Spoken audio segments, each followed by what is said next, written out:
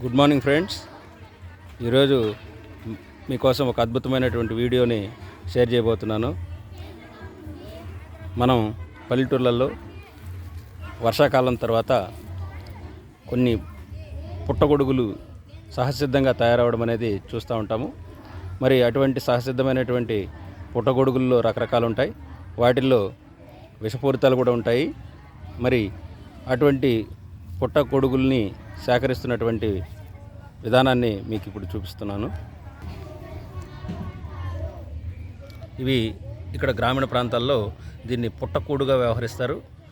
ఇది చాలా పౌష్టికాహారాన్ని పోషక విలువలు కలిగి ఉంటుంది.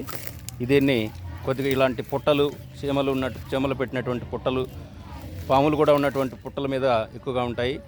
కానీ గ్రామీణ ప్రాంతంలో ఉన్నటువంటి ప్రజలు దీన్ని ప్రాణాలకు కూడా తెగించి, అంతేకాకుండా శ్రమైక జీవన సౌందర్యం, గ్రామీణ ప్రాంతాల్లో చెట్టు చేమ పుట్ట అన్నీ కూడా వాళ్ళ జీవితంలో ఒక భాగం కాబట్టి ఎలాంటి భయము ఆందోళన ఏం లెక్క చేయకుండానే సహజసిద్ధంగా మనం పుట్టకూడును సేకరిస్తున్నటువంటి ఒక జంట, ఒక దంపతుల్ని ఇక్కడ చూస్తున్నాం.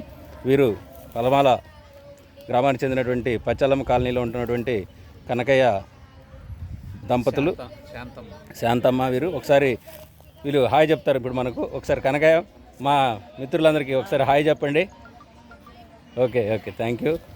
మరి ఈ యొక్క పుట్టకూడు అనేది చాలా వరల్డ్ ఫేమస్ అయిపోతాడు ఇప్పుడు కనకయ్య. చాలా పోషక విలువ కలిగినటువంటి ఆహారం ఇది. ఇందులో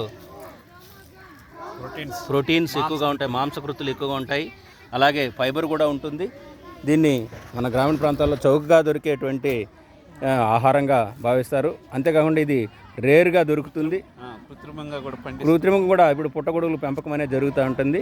కానీ ఈ పల్లెల్లో బయట తెచ్చుకుని కృత్రిమంగా దొరికే పుట్టగొడుగుల్ని కొని తినడం కంటే కూడా ఇలా సహజసిద్ధంగా దొరికేటువంటి పుట్టగొడుగుల్ని సేకరించి ఆత్మీయంగా ఒకరు పక్క ఇరుగు పొరుగు వాళ్ళు కూడా ఎక్కువగా దొరికినప్పుడు ఇరుగు పొరుగు వాళ్ళు కూడా పంచుకుంటారు. చాలా సంతోషంగా దీన్ని తీసుకుంటుంటారు. ఓకే, కాబట్టి మీరందరూ కూడా మీ ప్రాంతంలో ఉన్నటువంటి ఇలాంటి అద్భుతమైనటువంటి విషయాలని, పోషక విలువైన ఆహారాన్ని తీసుకోండి.